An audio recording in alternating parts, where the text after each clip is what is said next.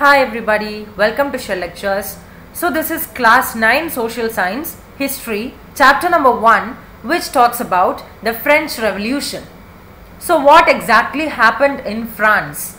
Very particularly what exactly happened in Paris, the capital of France. That's what we are going to deal with in detail in this chapter. So on the morning of the date 14th July 1789, the king of Paris, okay, during those times France was actually under king's rule, okay. There was monarchy which was prevailing during those times in France and many other parts of the world.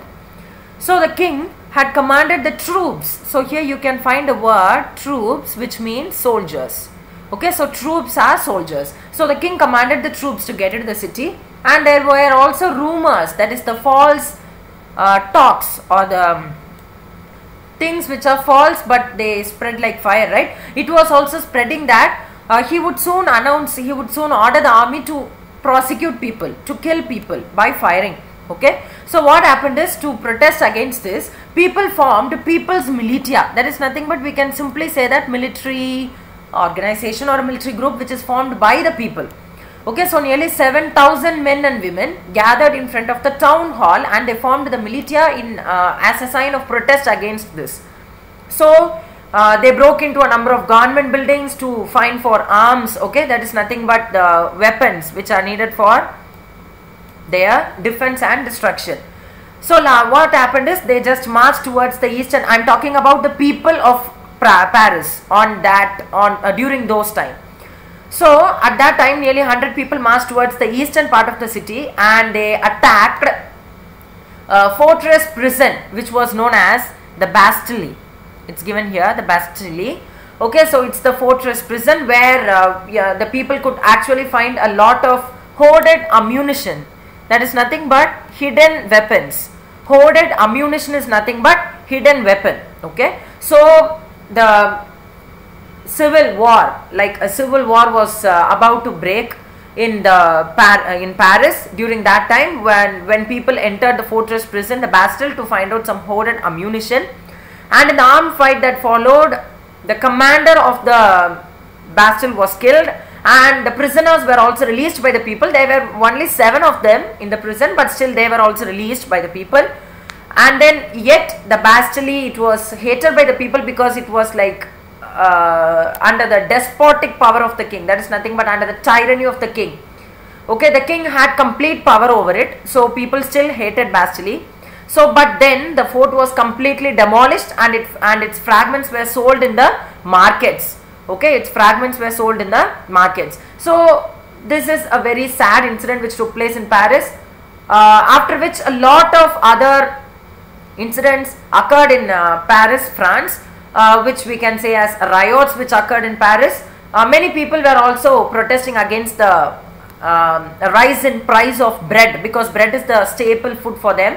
That is the food that many people in France consume, is bread. So such kind of protests were going on in France. But then when historians look up to this time, they feel like that was the beginning of some kind of a change which occurred in the state, okay, which occurred in the country. But then people did not predict that time. They were just thinking that some sad incidents are happening. They didn't predict that these things would lead to a very big change in France. So how and why did this happen? So this is how the storming of the Bastille took place, okay. People stormed Bastille. So now, before getting into what exactly happened in France and what is the reason for all those things happened, we must first know the French society. How was the French society organized during the late 18th century? So here you can find a chart which talks about the 3 estates, or we can say first class, second class and third class people. So they have been arranged on basis of their status or whatever, okay. So the first estate is clergy, and the second estate is nobility, and the third estate is just normal people like big businessmen, merchants, court officials, lawyers. And even among the third estate people, you can distinguish people as rich and poor, okay. Even in third estate people itself, there is a distinguishment between people, that they are rich and they are poor. So actually in 1774, Louis XVI of the Bourbon family of kings was the one who ascended the throne of France. During which year? 1774. He was only 20 years old at that time, and he was just married to Austrian Princess Marie Antoinette. Okay, so Louis XVI is the first king of France who ascended the throne in 1774 at his age of 20 after his marriage with the Austrian Prince Marie Antoinette. So when he took over the charge of being the king of France, the treasury was empty in France, because there was a lot of amount which was spent over wars. Okay, it just drained the economy of France, the treasury of France, and also extravagant, that is a lavish amount being spent on building their court in Versailles and all these things. Also, even under Louis XVI, France helped nearly 13 American colonies to get their independence from the Britain. So they helped in that. So for that also they would have spent some money from their treasury. So all these things led to the draining away of the treasury. So actually what they are telling is, after France helped the American colonies to gain their independence from Britain, nearly the debt had risen to billion livres. Already it was a billion livres, and after all these things happened, the debt of France nearly increased to 2 billion livres. So livres is nothing but the currency of France. Okay, so also people who lent the loans to the France economy or the France government also started imposing interest on the loans which they provide.